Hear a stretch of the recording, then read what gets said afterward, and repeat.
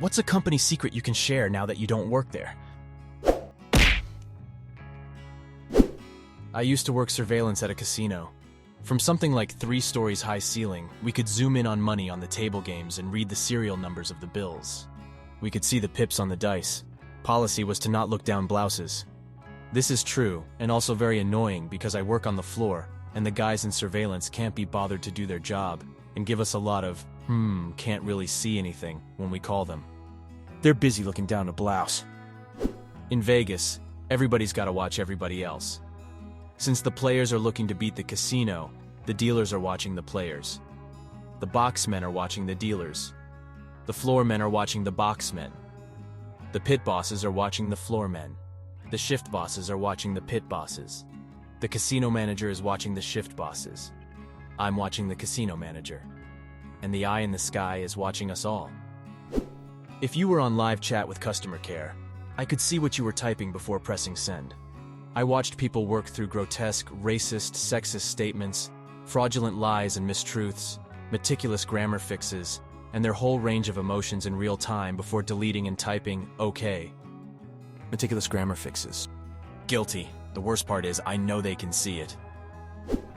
Your luggage at an airport isn't really handled with care. I worked baggage at an airport. Nothing is handled with care. If it's marked fragile, your only hope is nice baggage handlers.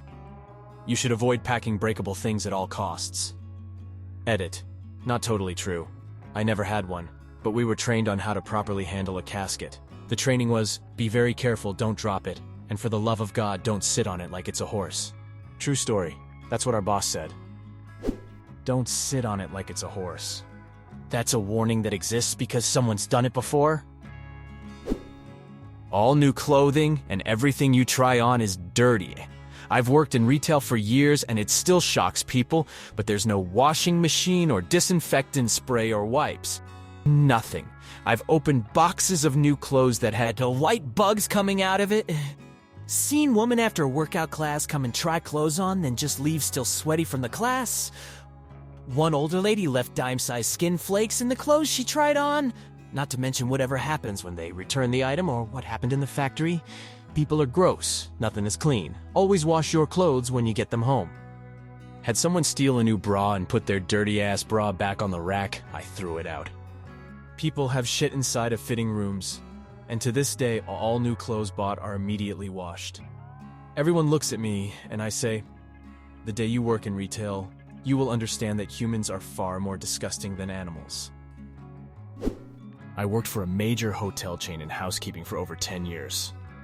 The number of suicides and people who die naturally in their rooms is a lot higher than you'd think. I worked at a huge convention hotel with over 1,000 rooms, and it happened quite often. Unless it was a pretty gnarly mess, it would just get cleaned like normal, and the next guest had no idea. At one of the hotels I worked at, a woman killed herself by drinking antifreeze.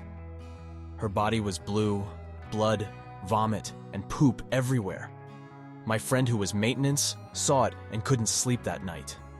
Working at hotels will change you. Drinking antifreeze is a bad way to go. Worked at a lab that tested medical marijuana for safety. Pesticides, heavy metals, mycotoxins, etc. The biggest cannabis brands would fail often, with literal poison in their products, and rather than fixing it, would take their business to another lab and pay to get a passing certificate to sale. Part of why I left the industry shady as hell for something advertised as medical was a slot tech at a casino. The machines have to pay back a certain percent over a certain amount of time. Play the slot machines in the bar counters. They are set to return a higher percent in that same time, sometimes up to 8–10% higher than the lowest machines. Stay away from machines in high traffic areas and near the doors. So I've heard and actually seen the opposite of this. Threw 100 in a high traffic corner machine while waiting for a hold'em tourney. Guy walks up with a fat cigar, asking if I'll be on it long. $60 left, I said prob another 10 minutes. He waited. Everything around me was empty. He wanted that specific machine. I lose the rest, and he sits down and says, "Want to see something? This machine's about to hit." Bullshit, right?